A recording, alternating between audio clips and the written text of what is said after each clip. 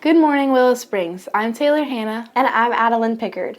This is Ms. Peabody's second period class. WSMS News starts now. Welcome back, Leopards. It's that time of year again. Registration for the 2025-2026 school year has begun. Students are scrambling to pick the perfect electives. Don't worry, we've got a sneak peek at some videos from Ms. Smith's classes to help you decide.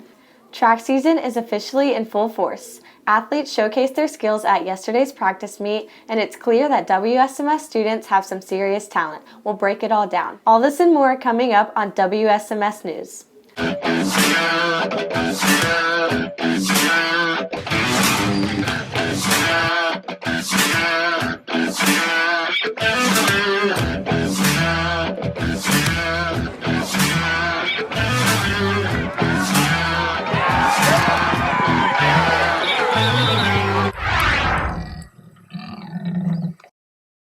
Welcome back to WSMS News. If you stepped outside lately, you'd know Texas weather is all over the place. One day it's nearly 80 degrees, the next it's 12 degrees. What's going on? Oh, and don't forget, daylight saving time is next week. We lose an hour of sleep, but we get more sunlight. Is it worth it? We'll break it down. And with the first day of spring just weeks away on March 20th, our warmer temperatures are finally on the way. Andrew, what can we expect? Good morning, Leopards. I'm Andrew with your weekend weather update. What a turnaround we've had. Just last week, we were facing brutal cold, below zero wind chills and freezing temperatures, but now Texas weather is reminding us why so many people love living here. This weekend, expect beautiful conditions, lots of sunshine, light breezes, and highs in the upper 60s and low 70s. It'll be perfect for any outdoor plans. Evening will cool down into the 40s and 50s, so keep a light jacket handy. The warmth continues into next week with temperatures staying in the 70s and plenty of sunshine. While much of the country is still dealing with snow and frigid temperatures, we're enjoying some of the best weather of the year. And get ready, daylight savings time starts on Sunday, March 9th, bringing longer days and more evening sunlight. Spring is just around the corner. Enjoy the beautiful weather, Leopards. Thanks, Andrew. And now for our top story. With this cold weather, staying warm is a struggle. What are some smart ways to beat the chill? We have some hot tips. Good morning.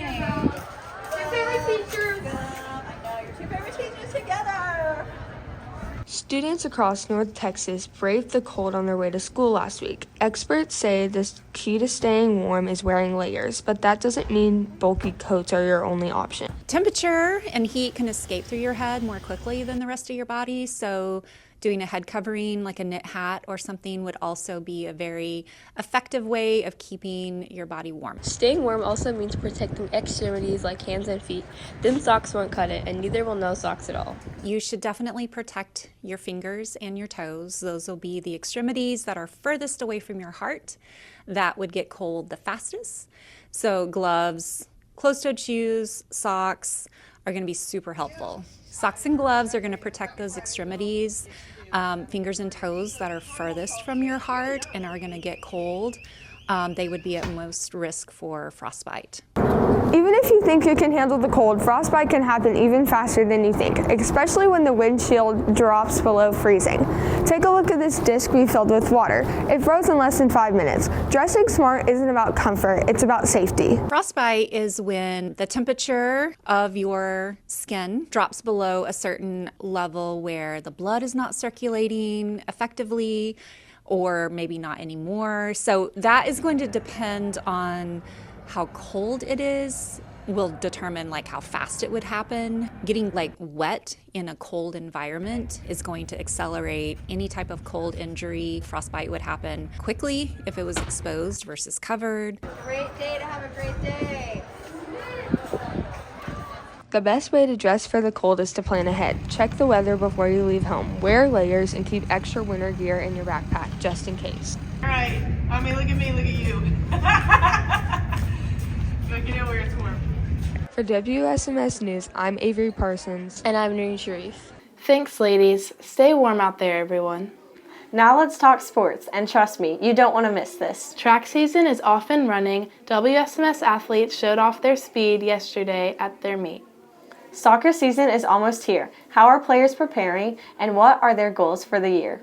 Plus, the Super Bowl had everyone talking. Who loved it, who didn't? Students share their thoughts. And the Mavericks made a shocking move. Luka Doncic is gone. What do MFFL fans think? Find out next.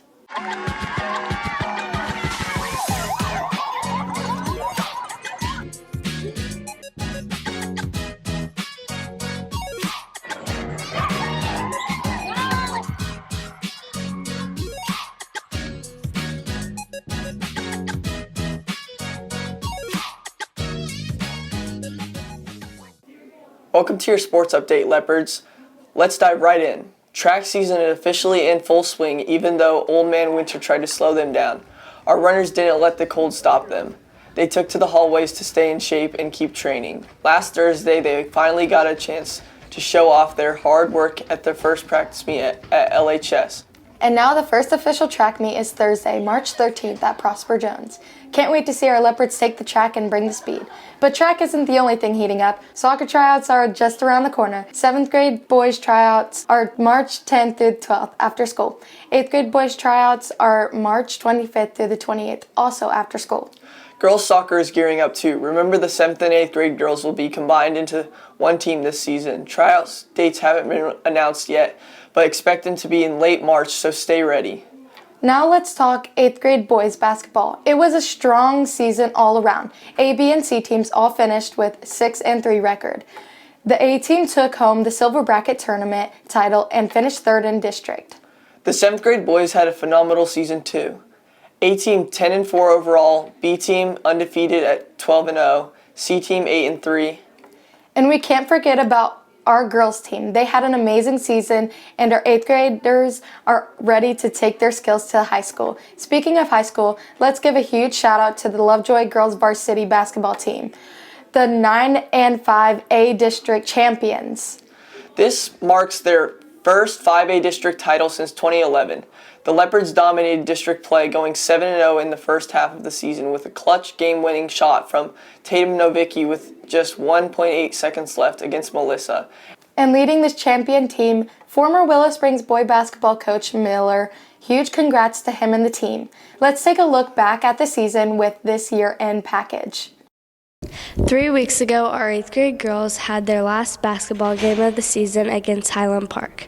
The C team won 16-14, the B team remained undefeated, and the A team lost 24-19. Although our players are sad the season is over, many are glad they get to sleep in. 4 weeks ago, our C and B teams had tournaments, and 3 weeks ago, our A team had a tournament.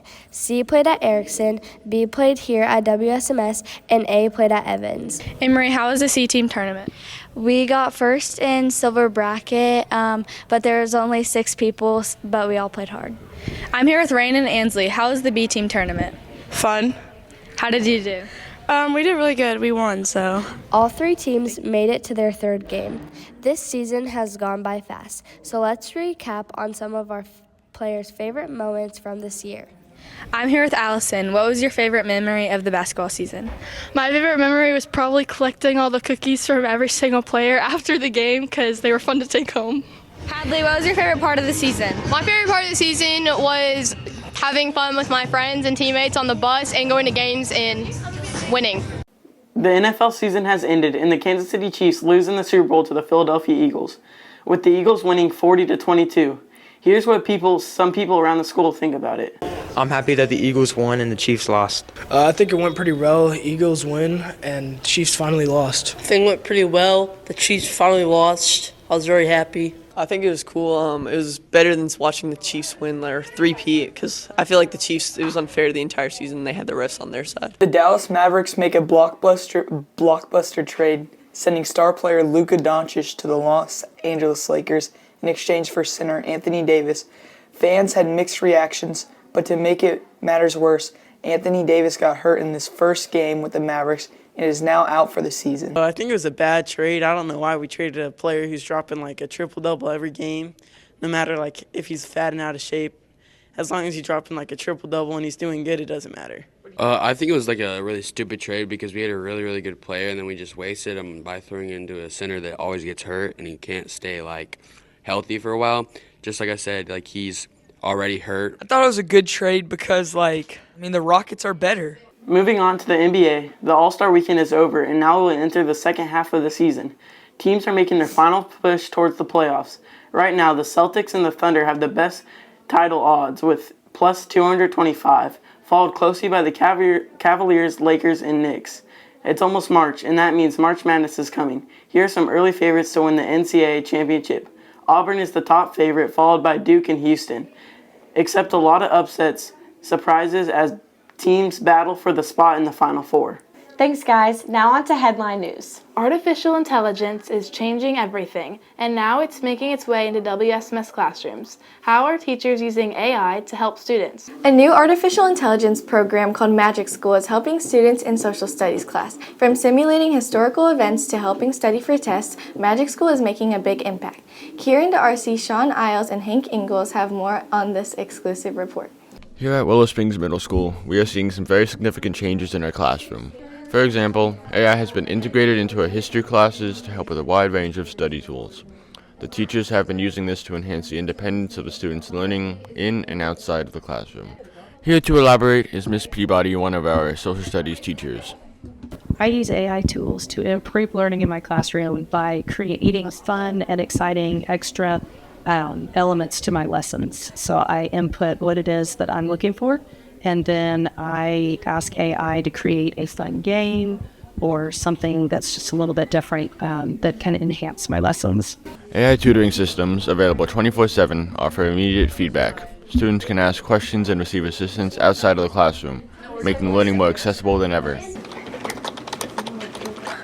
I think if they can use it as a research tool, just as if they were Googling, if they put the correct parameters in and they're able to use it as research and then fact check it, I think it can be an awesome tool to be used in the classroom. The teachers have been using many different resources and procedures, including Magic School, an AI study tool that has been introduced to history classes this year. As a teacher, I like to use Magic School AI to help me generate some of those fun games, and I also use Canva to generate images and also videos. AI also fosters collaboration with tools that allow group work and project management. Students can work together effectively, sharing ideas and resources seamlessly. So AI is an awesome research tool. It's wonderful if students want to use it to help them generate ideas surrounding a main idea. I think it's a wonderful research tool. We use it often as teachers to help us. The pitfall of AI is if you allow it to be your entire brain. If you choose to use AI and generate an entire project and you're not using your own brain to alter or adjust or make the project your own. So that's where I think AI gets kind of a bad connotation, a reputation, so to say, in the sense that people allow it to do the work for them. As classrooms continue to integrate AI resources, educators say the future of learning looks brighter, offering students a pathway to success tailored just for them. For WSMS News, I'm Sean Isle. And I'm Kieran D'Arcy. Now for an important health alert. A measles outbreak in West Texas has grown to 90 cases since last January, with 16 hospitalizations. No cases have been reported in North Texas schools, but health officials urge everyone to ensure their vaccinations are up to date. For the first time in its history, Southwest Airlines has announced mass layoffs, cutting 15% of its corporate workforce, including senior leadership positions, to reduce costs. In other news, ice cream lovers may be disappointed to hear that 25 Dairy Queen locations across Texas have closed, including some in North Texas. In another major closure, luxury retailer Neiman Marcus is shutting down its flagship store in downtown Dallas on March 31st, 2025, after more than a century of operation. So when we come back, we'll dive into spring break plans. Where are WSMS students headed? Some destinations might surprise you. Plus, UIL season is here. Band and orchestra students are hard at work, and our theater students just brought home a huge win. We've got the inside scoop. But first, a quick break.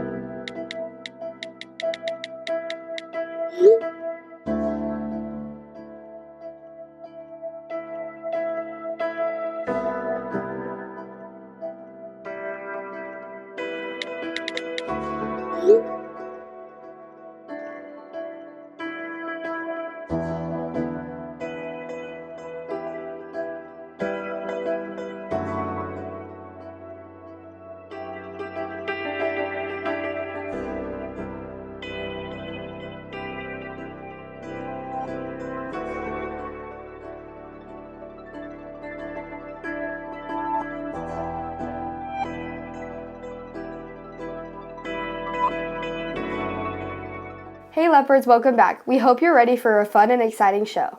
Before the 4-day break, we had a bump-up day. Our 6th graders got a glimpse of middle school, live here at WSMS, and our 8th graders got a preview of what's at store at Lovejoy High School. The day was packed with excitement, and of course, we had a pep rally to celebrate. Check it out. I'm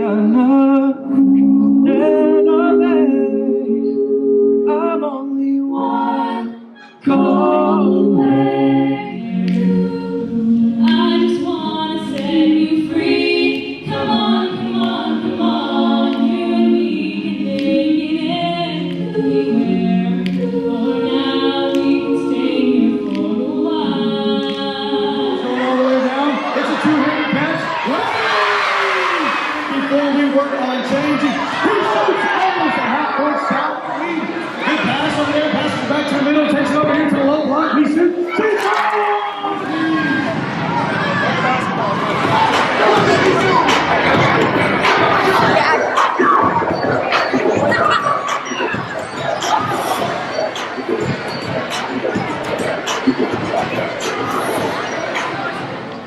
It's owning up to really the mistake and really just owning up to it. So you know what? I made a mistake.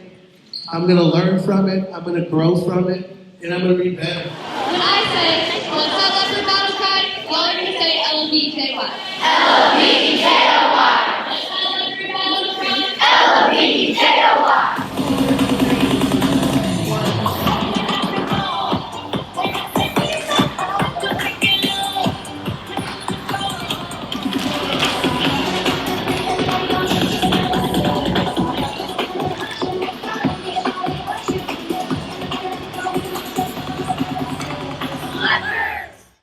Registration for next year is happening right now.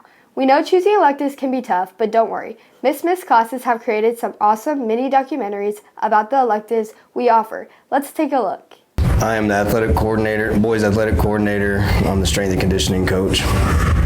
I've been teaching and coaching since 2016, so about 9 years, but as an official teacher, the last 3 years. We have one common goal in athletics compared to strength and conditioning. We do have a common goal as well, but everybody is more of an individual because everybody else is training for, could be football, could be basketball, could be track, could be whatever their specific sport is. So we just kind of run the workouts to have a lot of variety for those kids who are not only focused on football or only focused on a specific sport. Hey, let's have a great day. Give one more round. Everybody, what you do? Let's go. Wait for the whistle. I sat behind a desk for 2 years at Capital One while I was trying to figure out really if I wanted to keep going into coaching. And then I got a job opportunity in Frisco, and I prayed about trying to get closer to home because I was driving about 45 minutes away every day, so not being able to see my family on a consistent basis. I prayed for a big town football town, but a small town feel, and got blessed with this place. I chose to be in strength because it kind of helps you in your everyday life, and then like it helps you with your sports that you're playing because they go through all of them. I would say a normal day would be like we warm up every first 10 minutes, then we would go to the weight room sometimes, or we would just like focus on stretching or doing some cardio. I think strength and conditioning is good because it gets all of us stronger, and it's also a class that people can take if they're not doing sports. And I think that the coaches really encourage us to do our best in it. Coach Ramos is really inspiring. I love all of his quotes that he does for us, and he's a really strong Christian, and I just think he's a really good person, and I really like him as a coach. Remember to go over your options with your parents. Use the elective courses guide, reference sheets, and the WSMS registration website to make the best choice for you. So be sure to check out the high school credit classes you can take in 8th grade. We have some big wins to celebrate for the first time in several years. Our theater students brought home an award in the Texas UIL one-act play competition. Here's theater director Mrs. Gwynn with the good news. When we won UIL, I was really excited for the kids because of the time and effort that they put into it, and it was also Willow's first win in 9 years. UIL OAP is a 40-minute play that you compete against other schools, and you have a select list of scripts that you can choose from. You can cut them, you can do whatever you want, but you just have to be under 40 minutes or you get disqualified. And it's just a chance for kids to show off their acting skills, their tech skills, and things that they've learned throughout the year. It's an emotional thing, and there's a lot of stress that comes with it because you're like constantly rehearsing and you want to be perfect. So I was excited for the kids were excited, and it was just a really amazing feeling to know that something that we put our time and effort into got acknowledged and we won an award for it. And let's give a huge shout out to our color guard. Their competition season started with a bang on February 1st, winning second place at their first competition at Little Elm High School. Xana Schaefer was there to capture the moment.